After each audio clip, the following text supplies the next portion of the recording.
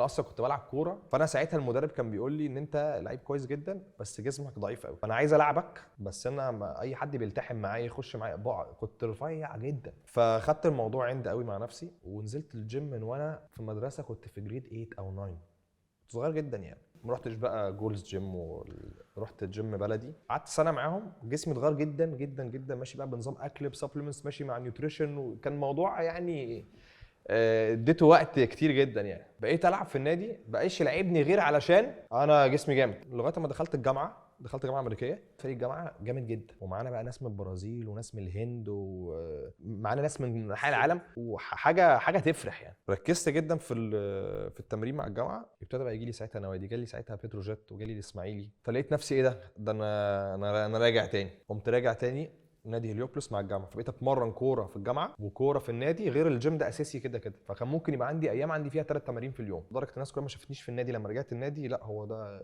مين ده؟ انا جيت واحد كنت بلعب كويس عادي، رجعت واحد جامد. وساعتها السنه دي هليوبلس صعد من درجه رابعه لدرجه ثالثه. وبعدين كان في شخص عزيز عليا ساعتها يعني قال لي ايه، هو انت هتسيب شغل باباك وتلعب كوره؟ فطبعا الموضوع اللي هو يعني ايه، انت مالكش مكان هناك يعني. فانا في يوم رحت النادي، لقيت اجواء كده مش عجباني، قمت وساحب نفسي من النادي وركبت عربيتي وسافرت الساحل، بطلت كوره.